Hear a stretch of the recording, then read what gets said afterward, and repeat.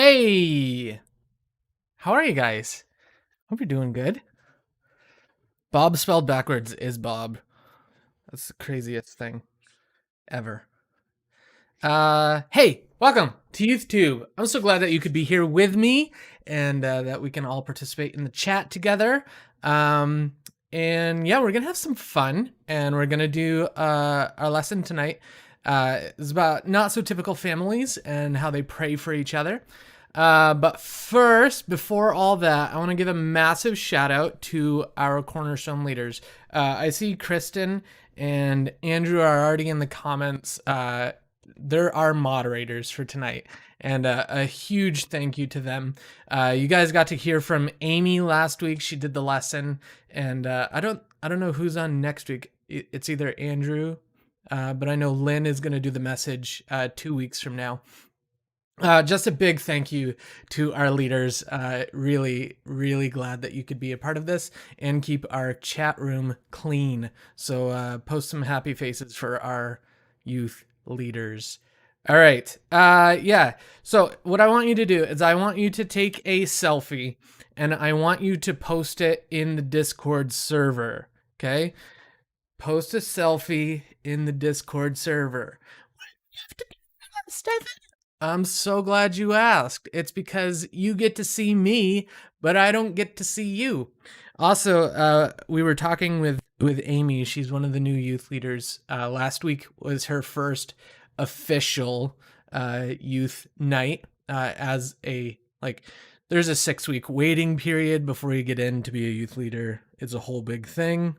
But last week was her first like official night, and she doesn't know half of you because I think like 4 out of the 6 weeks were all digital, and the camera only goes one way. Like you only get to see me. So that's that. I'm gonna take a selfie. There we go, and then just post them in the general chat.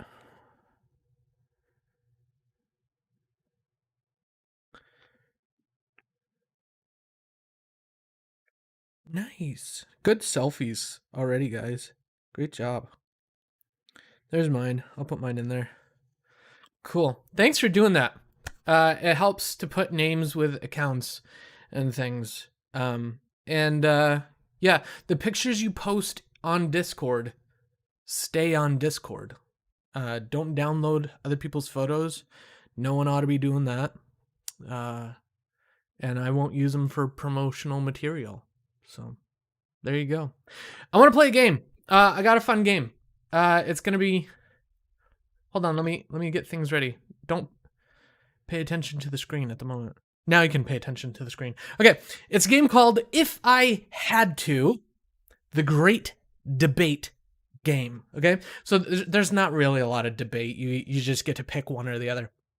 Okay, and there are no right or wrong answers. I mean, there's right or wrong answers, but you won't be able to get like graded on it at the end.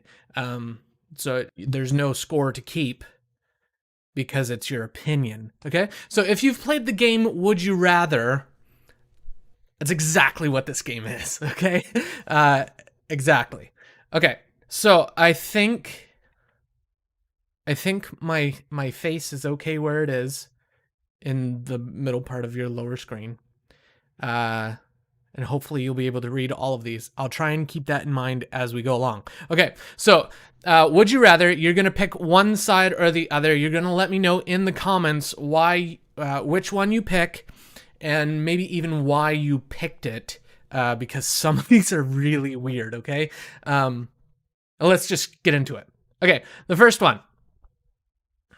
Would you rather eat only mustard sandwiches for every meal for the next year, or keep all your nail clippings in a jar by your bed for the next year? Okay, mustard sandwiches for a year, or all your nail clippings, like fingers, toes, nail clippings, for 1 full year beside your bed, or a mustard sandwich. Nail clippings, nail clippings, nail clippings, nail clippings. Wait, what? You sort of do that? What? What? Not really. Okay, good. I feel better about that. Now, I thought I was pretty sure that Ethan would have picked mustard sandwiches. I was nearly positive. Nail clippings doesn't have to say that yeah, it could be like a ceramic jar, like a potted plant jar. You don't have to look at them. Also, it might have a lid, so you might not even have to smell it. So, yes. Yeah, if you're wondering, Ethan is the mustard kid. All right, let's go. Let's move on. Okay. Would you rather wear the same pair of socks every day forever? Some of my kids are trying this right now. Or would you rather wear your underwear inside, outside, then backwards to help cut down on laundry? I mean, this is all about conservation right here. Wear the same pair of socks every day forever. Wear your underwear inside, outside, and backwards to help cut down on laundry.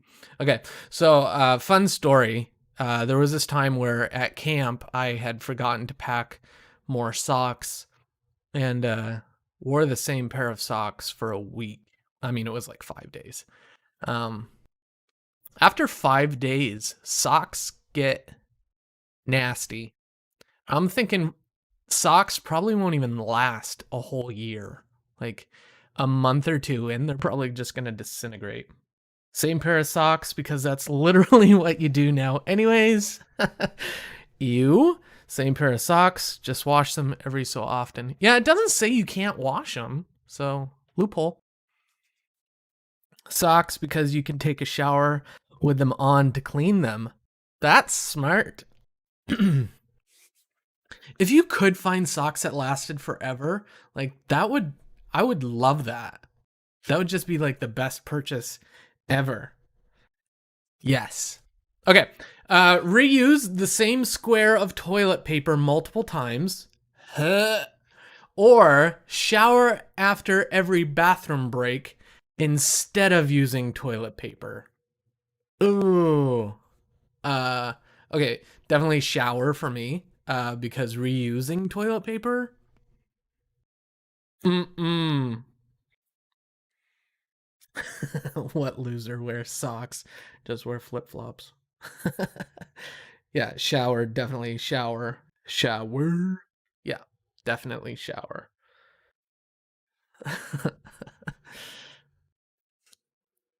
Honestly, though, even with a toilet paper shortage, toilet paper should not be reused. Sorry, kids. It should not. It's just gross. Okay, we'll move on. Okay, would you rather go without internet for the foreseeable future or use internet but YouTube, Prime Video, Netflix, and Disney Plus no longer exist? Okay, you might as well just say any video streaming software doesn't exist. YouTube ceases to exist. Or you go without all of the internet. No internet or limited internet. Internet without video. Yeah, good choice, Amy.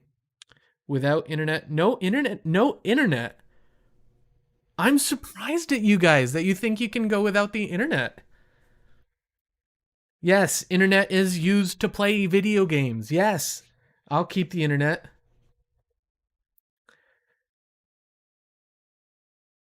Yeah, yeah. I'm shocked that you guys think you can live without the internet.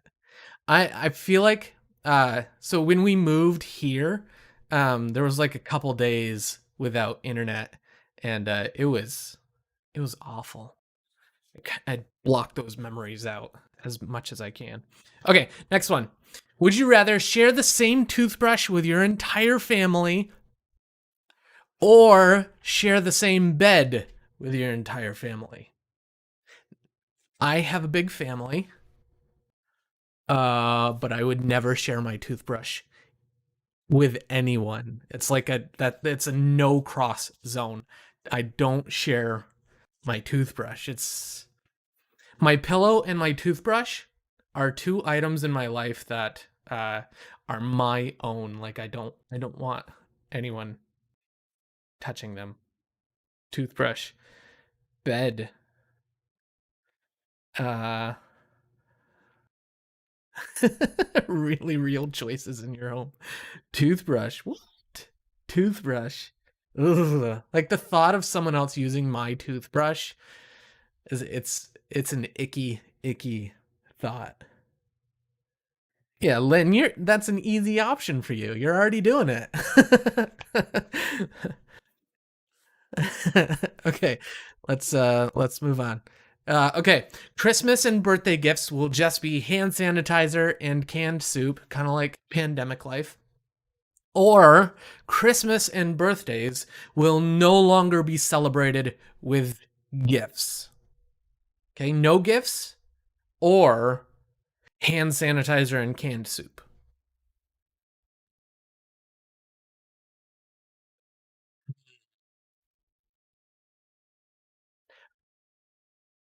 I don't know. On the one hand, like there's some fancy hand sanitizers out there, and I do have my favorite soup,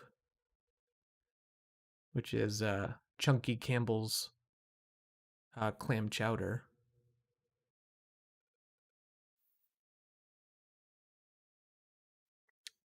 Tristan's going with the hand sanitizer. Andrew would like hand sanitizer and canned soup. See, we're learning all kinds of good things here. This is what you guys can get us for Christmas and our birthday. Hand sanitizer and canned soup. It's perfect. You're welcome, students. No gifts, just friends. Aww. Clam chowder.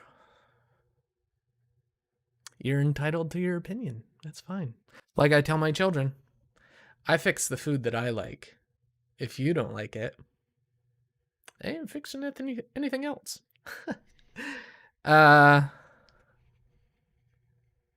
Beans. You'd want beans.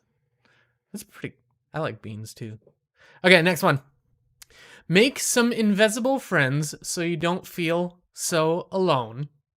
Or give all of your plush toys names and talk to them like they're real. So invisible friends or stuffy friends that you talk to like they're real. Which would you rather? Plush toys, names for toys, toys, invisible friends.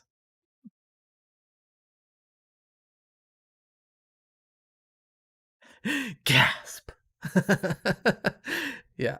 Invisible friends. All right. See, I'm conflicted here. I don't know which one I would pick. On the one hand, I have some really good plush toys that I named, and as a young child, like last week, I would talk to them like they're alive. But invisible friends, like you can make them do whatever you want, and they do it because they're invisible. So yeah, yeah, both. Cheat the system. We're doing both.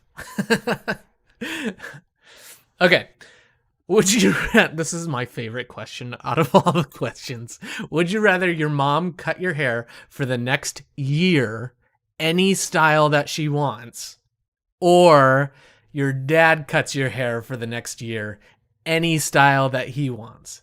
Now, I was going to be all clever and I was going to ask my girls this question, but we never got around to it. But I'm nearly positive they would all pick their mom. uh I actually had my mom cut my hair for quite a long time, so I would also pick my mom, just because my dad has a weird sense of humor that I kind of inherited. Um, so I don't think I'd want him to do that. Kate would be bald. Definitely mom. Dad would buzz it, give you an army cut. Yeah. Ethan's hair cannot be cut. Joe's mom's actually an amazing hair cutter. That's good to know. Amy's kids would pick her, and she's already cut their hair most of the time. Yep. So I keep offering to cut my kids' hair because, well, mostly Capri because she has really thick hair.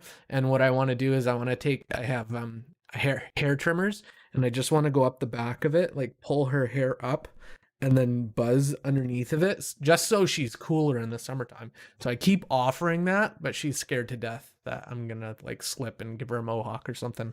So it'll happen. I'm sure it will. Okay. Eat food. This is another one of my favorite questions. Eat food from a bucket that was bought from some guy off the internet, or eat expired food that's been sitting in your pantry for years.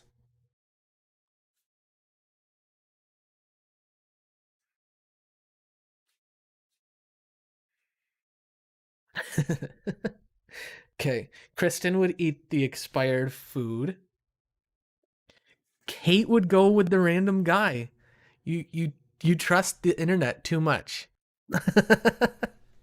Sean's going with the left, so you would get the guy off the internet. It could be good. You're right. I mean, it could be good, but it could be really bad. Bucket, just clean it really well. Bucket, clean it. Guy off the internet, just get him to eat it first. So yeah, I initially I thought bucket from the guy off the internet just because expired food is gross. But what if the food had just expired like yesterday, right? Because it doesn't say that it expired years ago. It's just been sitting in your pantry for years and has expired. So maybe it expired yesterday, which means it's probably still good. I mean, clam chowder tastes like clam chowder the day after it expires, so it's probably fine. Poison tester. some is shelf stable for years, right? Okay. This is the last one. Last one. Okay. The only entertainment you have is reading the same book over and over and over and over again, or stare into the microwave when it's on to simulate sunshine on your face to get your daily dose of vitamin D.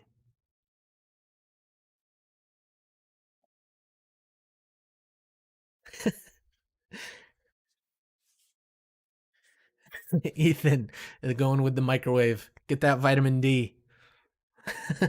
Kate going with the microwave. You do that. Nice. So I like uh sneaking metal things into the microwave and seeing the electricity go all over the place. It's a hobby. Just have your daily vitamin gummies. Yeah. Caleb, the second one because YOLO. Nice. Okay, that's been fun. Uh let's talk about the rules for just a moment. Um so the rules are pretty simple. We respect each other, we respect the space, we respect our leaders, and we respect ourselves. Um so the chat is a lovely feature, and I'm really glad that you guys are getting comfortable with it and really engaging with the stuff that we're presenting in YouthTube. And I must say, for the most part, it's been going really well. Do try to keep those chats on topic, especially during the lesson time. If you have questions, you can feel free to ask your questions. But if you have random thoughts that don't pertain to the lesson, just keep those for a later date, or post them over in Discord where they're not so distracting to the chat. By all means, take part in the lesson. Share your ideas as we're going through, answer questions as you come up to them, and it'll be great. And then the other youth leaders won't have to wonder if they should boot you or mute you or anything like that.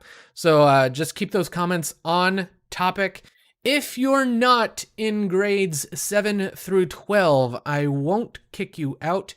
But do know that this stream is for Cornerstone Youth, and we're happy to provide it on YouTube, it's a public stream. Again, I'm not going to kick anyone out if you're in grades 5, 6, or if you're out of school and you're 58 years old and just watching, which is a little weird. But hey, you're welcome to be here. Just know that the chat is going to be served to our youth at Cornerstone first and foremost. With that all being said, let's jump into our lesson.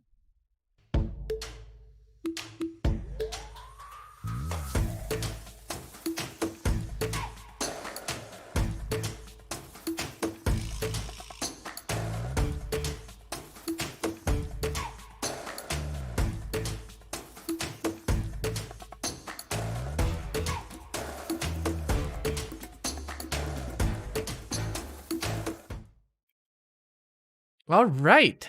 Thanks, guys. Yeah, like Andrew said, no chatting while prayer's happening. That's just kind of a polite thing to do. So we are in week 2 of Not So Typical Families, or Atypical is what we're calling this series. And we're talking about not so typical families, not so normal families that are found in the Bible, and our own not so normal families too. And right now, watching this stream, there are so many different types of families represented. You have some families who have 0 parents. You have other families who have 1 parent or 2 parents, 3 parents, step parents. Some have no siblings. Some have 3 or more siblings. Some families have other family living with them. Some have a grandparent or an aunt or uncle, or maybe even a cousin living with them. Some families have a dog, a cat, a pet bird, or a fish, or a lizard, or a hamster, or maybe you have one of all of the above. What I want you to do, let me know in the chat, when is the last time that you had a disagreement with your family? When's the last time that you had a disagreement with your family? Was it today? Was it yesterday? Was it this week? Maybe it was moments before you tuned in to YouTube that you had a disagreement with your family. When was the last time you remember having a disagreement with your family? For me, it was just moments before I put on YouTube, because right before YouTube, I have to get my kids to bed, or at least quiet in their room. And so that was a pretty big disagreement. So Kristen says within the week, she'd say. Kate is saying yesterday, no wait, today. Sean had one today. Joe had one 5 seconds ago. Teely cubed 2 nights ago when he won Monopoly for the 3rd time in a row, which will destroy families. Stop playing Monopoly. Lynn had one yesterday. Andrew is thinking yesterday. Yeah, they happen. There's lots of ways that our families are different, but here's one thing that I know for sure, and that's all of our families have disagreements sometimes. Now, I'm going to read 5 different family situations, and I want you to think about each one of these, okay? I'm going to read the situation. I'm going to let you think about it for just a moment, and you can leave a response in the chat if you want to, but these are just to think about, okay? Family number 1, a foster family. John and Abigail have always wanted kids, but they haven't been able to have any biological children because of their desire to care for kids and the needs they know exist in their community. They decided to become foster parents.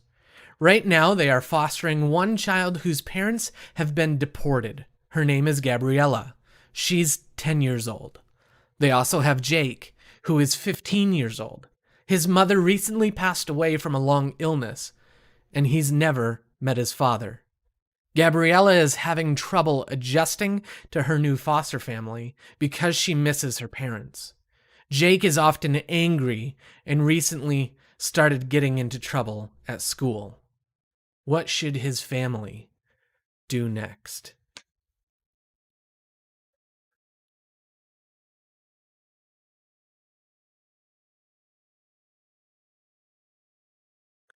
Family number 2, a blended family. Joel and Anna divorced 3 years ago. They have 2 kids, Ellie and Colin. Last year, Joel and Anna both remarried. Joel married Chloe, who has a daughter named Elise, and Anna married Ben, who has a son named Marcus.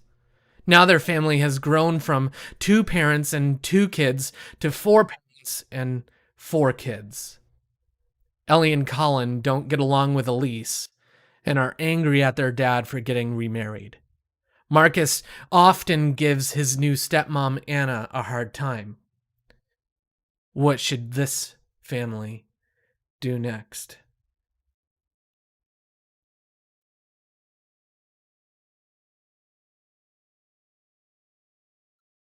Family number 3, a single parent household. Renee is a single mom with 3 kids, James, Kyle, and Jody. She works 2 jobs in order to support her children. James, who's 17, works a job to help take care of things around the house and also takes on the role of a father to his younger siblings. James is often frustrated by the fact that he has to help parent his siblings instead of simply being a kid. And his siblings don't often see James as an authority figure. What should this family do next?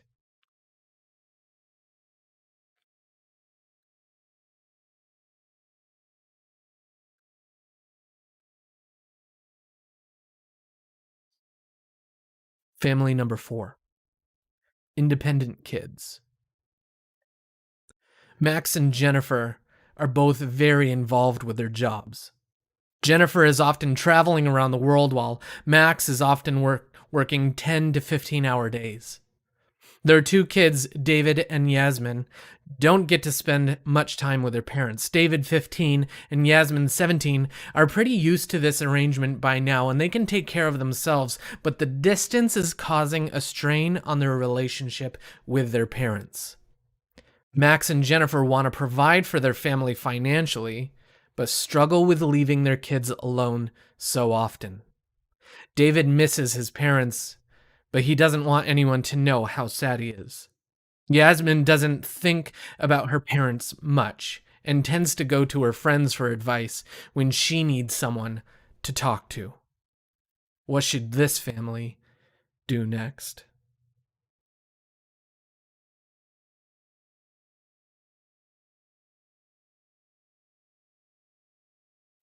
Family number 5.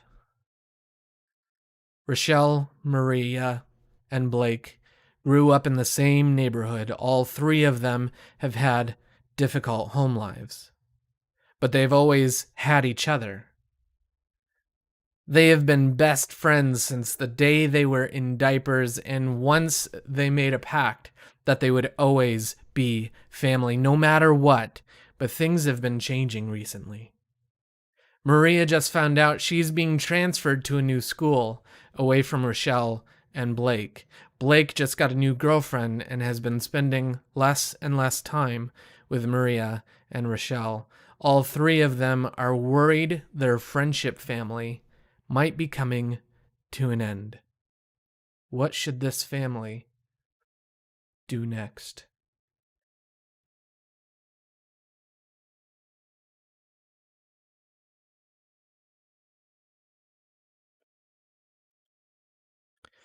And those are just 5 different examples of different families. And when it comes to our families, who says what typical really is? Sometimes we let other others' definitions or views of what's normal shape our view of our own families. But Amy talked about this last week, and she said no matter what kind of family you come from, no family is typical. And your family is already atypical. But what if God is calling your family to be even more atypical than it already is? You see, every family has imperfections, their problems, and all kinds of struggles, but typical families, they either try to handle those situations on their own or they never handle them at all. Atypical families, on the other hand, they're the ones who invite God into their imperfections. They invite God into their problems, into their struggles. Last week we said that there is no family too simple or too complex for God to use. Your family can be used by God to do atypical things in the world. But how? I want to talk about a time where prayer changed things in my own family. My wife, Deborah, and I, we've been married for 11 years in December. 11 years in December, I believe. Our oldest child is 10 years old. And when she was about 3 years old, we had our second oldest, and our second oldest cried nonstop for the first 6 months of her life. It was brutal. And then we just kept having more kids because we thought torture was fun. No, we always wanted a big family, and this is what we got. But since those 6 months, sleep in our house has been a very precious commodity, and it doesn't come very often, and it doesn't come uninterrupted very often either. My kids are up late at night. We put them to bed at 7, but they stay up until 9, 10 o'clock some nights. And then for quite some time, they were getting up at 4:30, 5 a.m. And we prayed for sleep. My wife and I, we prayed that God would send peace and sleep into our house. Do you know what happens when a adult human goes deprived of sleep for very long? Do you know what happens? They get really, really cranky. And we noticed that we weren't treating our children very well. We noticed that we weren't treating each other very well. We were noticing that we weren't doing our jobs very well because of the lack of sleep. And we would pray. We would pray for our kids to sleep. We would pray that we could get some sleep. We started taking shifts. I would let Deborah go to sleep at a certain amount of time. I would get up early in the morning and take a nap in the afternoon. And that's how we worked around this non-sleep schedule. And then things started to change. And the kids started to sleep a little bit longer. And they started to go to bed a little bit easier. And things just got a little bit easier and a little bit easier, and more sleep and more sleep. And it was honestly one of the most wonderful things is when we were able to sleep in a few mornings. You know, every family at some point, they experience difficulty or conflict. And, you know, with the lack of sleep, our conflict was high. Our difficulty was high. If our life was a game, it was on the hardest setting imaginable without sleep. And there are far worse things than not sleeping. But for us, this was something that we had to go through. And for your family, you might be going through something right now. You might be experiencing one of those situations right now where things just got ratcheted up to the most difficult for you and your family. You know, typical families try and handle those situations on their own. And sometimes they just ignore the problem and hope that they go away. But atypical families know that they can't handle things on their own. You see, atypical families ask God for help. So last week, Amy talked to us and she introduced us to a family, Adam and Eve, the very first family. And we saw how their story went very wrong as a result of their choices to disobey God and to hurt each other. But because of God's grace, God used their family to do something amazing, to one day bring Jesus into the world. Tonight, I want to introduce you to another family. And this family lived many generations after Adam and Eve, and they were atypical in their own ways. You may have heard about Abraham before. He's an important person in the history of our faith because of an important promise that God made to him. So let's learn about Abraham's life, specifically his relationship with his nephew Lot.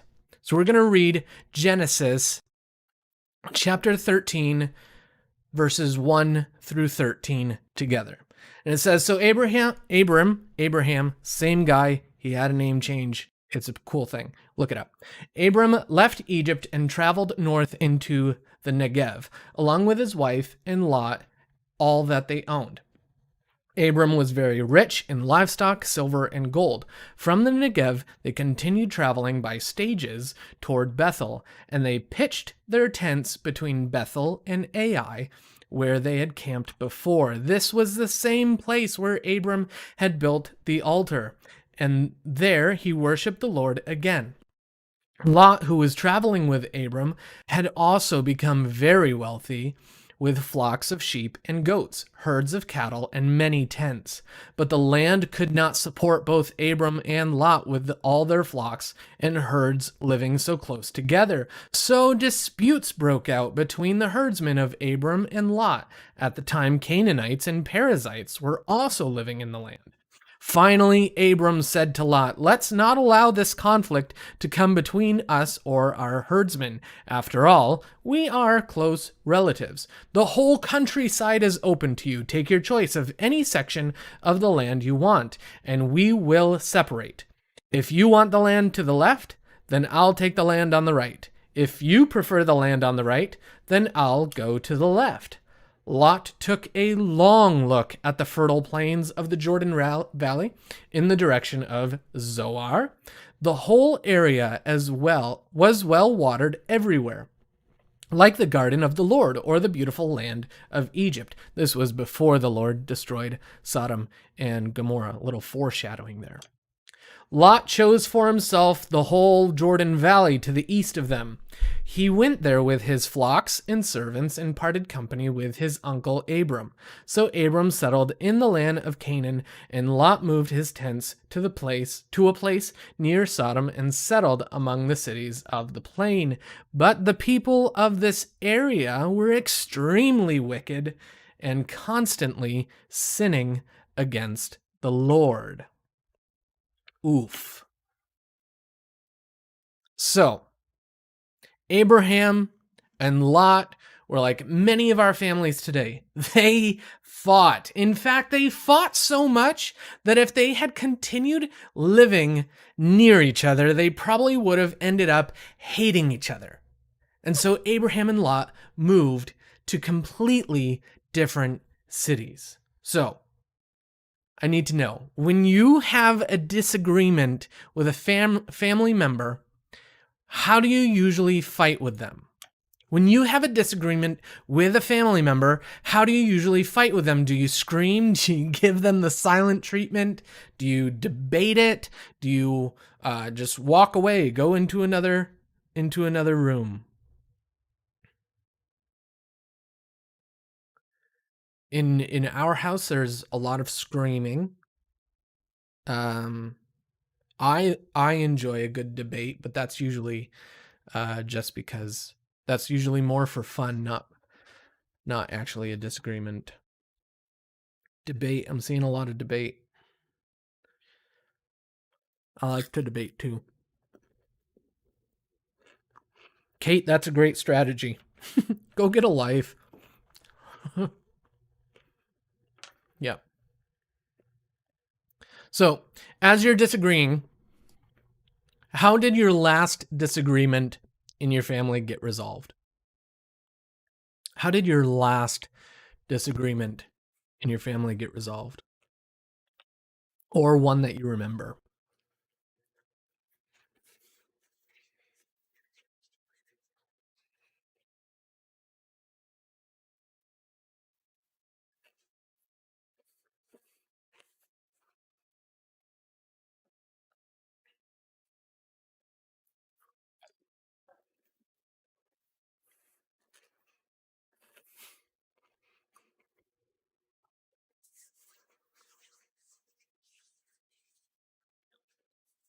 Good. I'm seeing walk away, talking it out. These are good things. Good.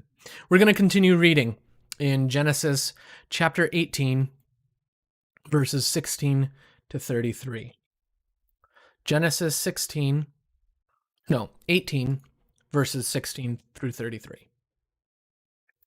Then the men got up from the meal and looked out toward Sodom. As they left, Abraham went with them to send them on their way. Should I hide my plan from Abraham? The Lord asked. For Abraham will certainly become a great and mighty nation, and all the nations of the earth will be blessed through him. I have singled him out so that he will direct his sons and their families to keep the way of the Lord by doing what is right and just. Then I will do for Abraham all that I have promised. So the Lord told Abraham, I have heard a great outcry from Sodom and Gomorrah because their sin is so flagrant. I am going down to see if their actions are as wicked as I have heard. If not, I want to know. The other men turned and headed toward Sodom, but the Lord remained with Abraham. Abraham approached him and said, Will you sweep away both the righteous and the wicked? Suppose you find 50 righteous people living there in the city. Will you still sweep it away and not spare it for their sakes? Surely you wouldn't do such a thing, destroying the righteous along with the wicked. Why would you be treating the righteous and the wicked exactly the same way? Surely you wouldn't do that. Should not the judge of all the earth do what is right? And the Lord replied, If I find 50 righteous people in Sodom, I will spare the entire city for their sake. Then Abraham spoke again, Since I've begun, let me speak further to my Lord, even though I am but dust and ashes. Suppose there are only 45 righteous people rather than 50. Will you destroy the whole city for a lack of 5? And the Lord said, I will not destroy it if I find 45 righteous people there. Then Abraham pressed his request further. Suppose there are only 40. And the Lord replied, I will not destroy it for the sake of the 40. Please don't be angry, my Lord, Abraham pleaded. Let me speak. Suppose only 30 righteous people are found. And the Lord replied, I will not destroy it if I find 30. Then Abraham said, Since I've dared to speak to the Lord, let me continue. Suppose there are only 20. And the Lord replied, Then I will not destroy it for the sake of 20. Finally, Abraham said, Lord, please don't be angry with me if I speak one more time. Suppose only 10 are found there. And the Lord replied, Then I will not destroy it for the sake of the 10. When the Lord had finished his conversation with Abraham, he went on his way, and Abraham returned to his tent. Skipping down to chapter 19, verse 27 to 29. It says, Abraham got up early that morning, hurried out to the place where he had stood in the Lord's presence. He looked out across the plain toward Sodom and Gomorrah and watched as columns of smoke rose from the cities like smoke from a furnace. But God had listened to Abraham's request and kept Lot safe, removing him from the disaster that engulfed the cities on the plain. So Abraham and Lot have had a long history of disagreements. I mean, remember, they fought so much, they had to move to different cities. But when Abraham learned that God was going to destroy Sodom, the city where Lot lived, Abraham had to make a choice. He pleaded with God on Lot's behalf. And in response to Abraham's prayer, Lot and his family were saved. Last week, we said that if you want God to use your family to do atypical things, sometimes you have to be the first person in your family to do something atypical. And that's exactly what Abraham did. When you're fighting with someone in your family, it isn't typical to do what Abraham did. You see, the typical response is try to fight back, or hold a grudge, or give the silent treatment. But Abraham chose to do the atypical thing. He prayed for Lot in the middle of their conflict. He didn't wait for an apology. He reached out first through prayer. And this might seem simple, but it's so atypical. Not so typical families pray for each other. And just like Abraham saw prayer change his family for the better, and I saw prayer change my family for the better, prayer can change your family for the better too. You see, every family has imperfections, problems, struggles. But atypical families invite God into those situations through prayer. And prayer doesn't have to be complicated. I mean, it could be as simple as thanking God for your family, even if you're not sure that you mean it in the moment. It could be asking God to give you love, joy, peace, patience, kindness, goodness, gentleness, self-control. Remember the fruit of the Spirit? It could be asking God to give you wisdom to resolve your disagreement, or asking God to do the same for a family member who you're fighting with. It could be thanking God for helping your family. So think right now about a recent disagreement that you had with a family member, or a disagreement that you seem to have often. Now, imagine how that conflict could be transformed if you stopped to pray instead of fight. I mean, how do you think prayer could change your attitude, your temper, your perspective? How do you think prayer could change the person that you're fighting with? How do you think prayer could begin to change your family's pattern of behavior in the long term? Something for you to write down in the chat. How do you think prayer could help your family during a conflict? How do you think prayer could help your family during a conflict?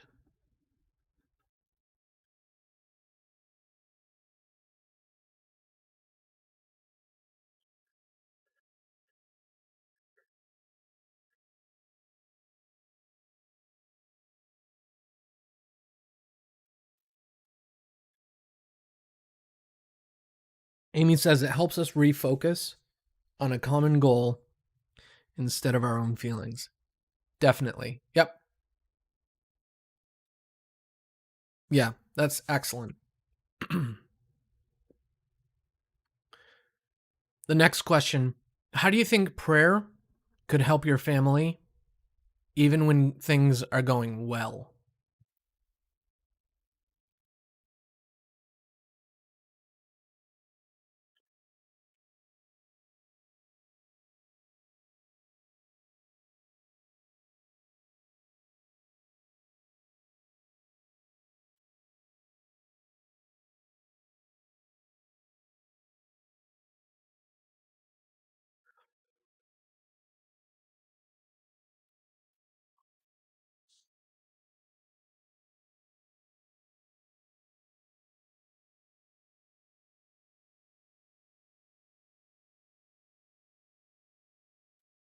Yep.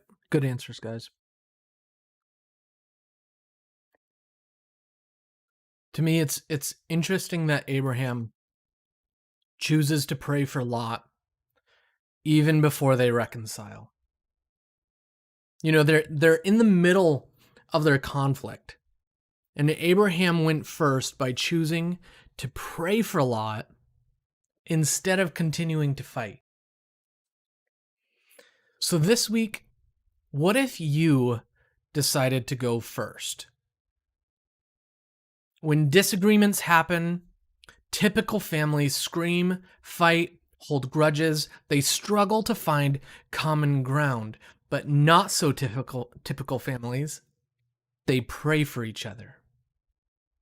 So if you commit to praying for your family more than you fight with them, imagine how God might be able to use your family to do atypical things in the world.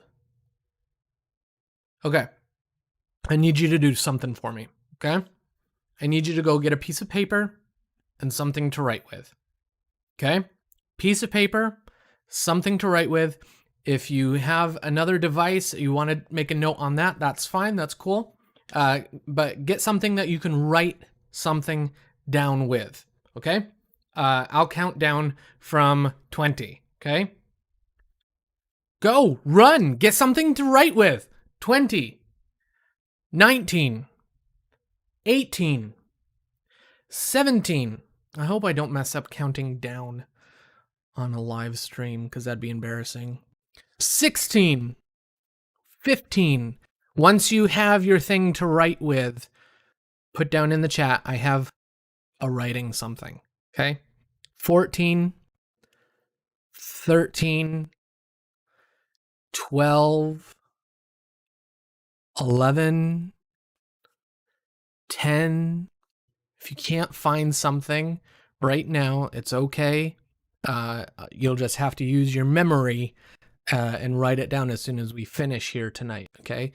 You can write it in the chat.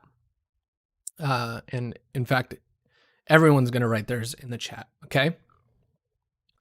9, 8, 7, 6, 5, 4, 3, 2, 1. Okay, good. So you have something to write with, correct? Google Docs works. Good old notepad. I thought I said 17, but here it is, 17. Got it. He's not left out for too much. Okay, I'm going to read one more verse for you. This one comes out of James chapter 5, verse 16. It says, confess your sins to each other and pray for each other so that you may be healed. The earnest prayer of a righteous person has great power and produces wonderful results.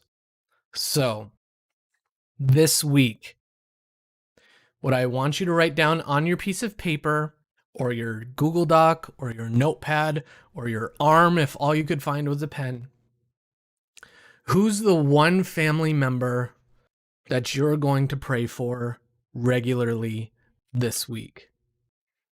Who's one family member that you're going to pray for regularly, and why did you choose them? Okay? And if you're bold enough, put it in the chat, okay? So that we can hold you accountable to that. Accountability isn't making you feel bad about failing or picking the wrong person. Accountability is us helping you along in the journey. Okay? You can choose multiple people. Okay? If you want to pray for 2 people in your family, if you want to pray for multiple people in your family, if you want to pray for your entire extended family, that's fine. Just remember you have to write all these things down.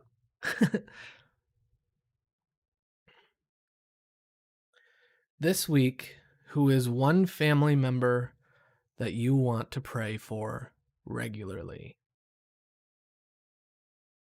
In my house, it does seem like there's a couple people who instigate more than others.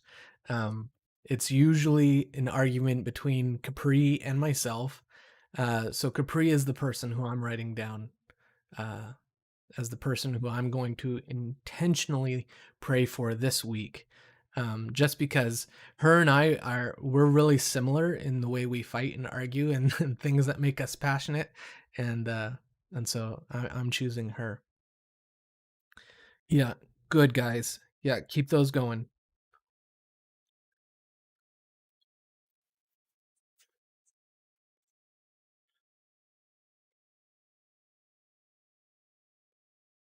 That's good. Okay. Keep writing those things down. Put them in the chat if you need to.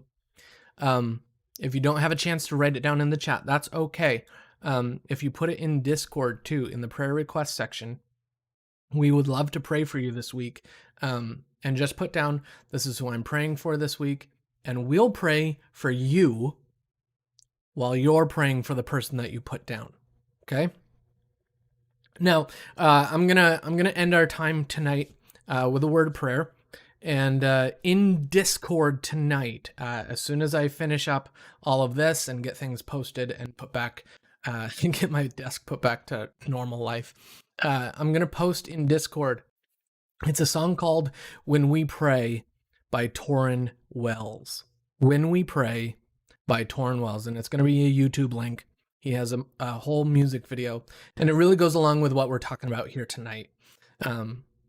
So I'm gonna post that in Discord. If someone wants to drop it in the chat, that's cool. "When We Pray" by Torrin Wells. I'm going to drop that in Discord. If you're not part of Discord already, really encourage you to get into Discord. It's our official chat of Cornerstone Youth. If you're not there already, write it down in the chat. We'll get you hooked up and hopefully get you into it tonight even. But I want to pray for you first before we do anything else. So this is the part of the night where we said, no comments in the chat. Just quiet while we're praying, okay? Father, thank you so much for tonight. Thank you for the power of technology. Thank you that we can even get together on a Wednesday night and have YouthTube. God, thank you for all of these students who are watching. Thank you for our leaders who are taking time out of their schedules to be with us and to moderate the chat and also add so much good value to what's happening here. Lord, I pray for these students and I pray for the people that they've chosen to pray for this week. God, I pray that you would give them the strength, the boldness to pray every day for this person in their family. God, if it's a troubled relationship, God, I pray that they would see breakthrough in this week to come.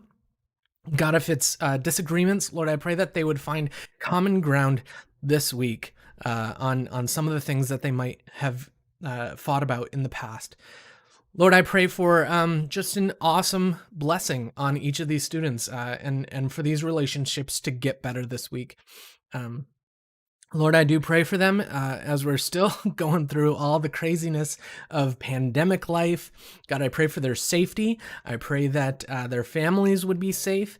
And God, I do pray that the time that this lockdown happens would be shortened and life can get back to being a little bit more free and where we can be in the same room together.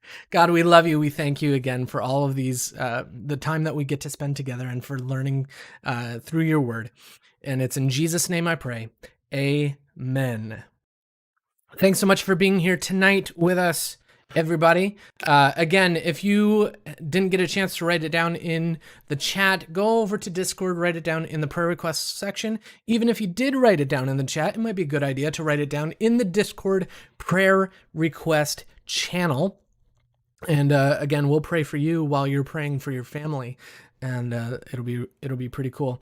Any stories that you'd like to share along the week, post them in the prayer requests channel too. Just if you were able to do anything that was part of this lesson, stop in the middle of an argument with your family and be able to pray for them, and let us know how it goes. You never know. Yeah, rest in peace, WhatsApp. Just a little side note about WhatsApp. We chose to go away from WhatsApp. Couple of reasons. One, it requires you to have a cell phone number attached to it, which is pretty restrictive, actually. So if you have students who don't have a cell phone number, they're out of luck. Two, it actually reveals your cell phone number to everyone in the group, which ordinarily wouldn't be a problem, but if we want it to be like an open youth group chat room, giving your personal cell phone number, or even worse, your parents' cell phone number out to someone seemed like a really bad idea and something that we didn't want to get caught up with. Discord, on the other hand, we can post rules. All your deleted messages actually get saved. So if you post something like Stefan is balding and then you deleted that, I'm not, by the way. I have a great set of hair. I still have a copy of that message. So later on down the road, when someone says, "Oh, remember when so and so made fun of you for balding?" and it's a huge court case and whatever, we can go back. We can look at it again. No one's pouring through our texts right now because there is no lawsuit, so that's a good thing. But there's a lot more safety with Discord. So that's the long and the weird version of it. I don't usually sell the log. It's not usually something I talk about. So Discord, you just need email. Email's not exposed to everyone. The worst that a person can do is private message you. Yeah, so. And you can block them. Easy peasy lemon squeezy.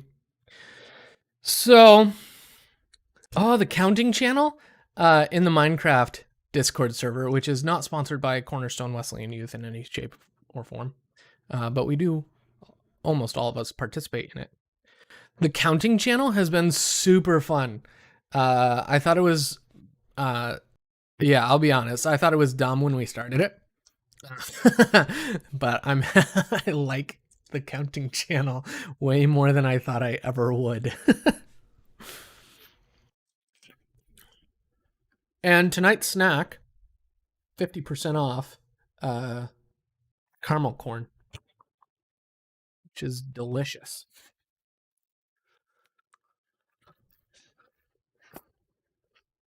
No, Bethany, post it in the music.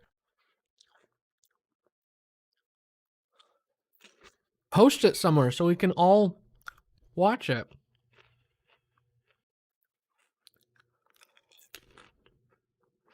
Oh, I think I can post the other video too.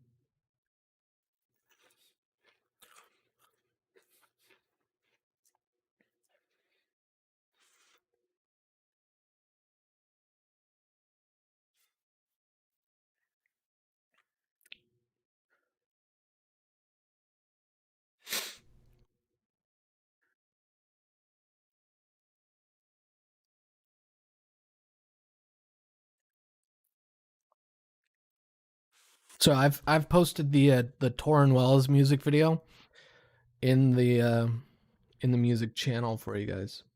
So have a listen to that whenever you can. Wow, you're learning 3 languages. That's impressive. I signed up for Duolingo because I wanted to learn French, but I haven't done really well on it. So kudos to you, Molly.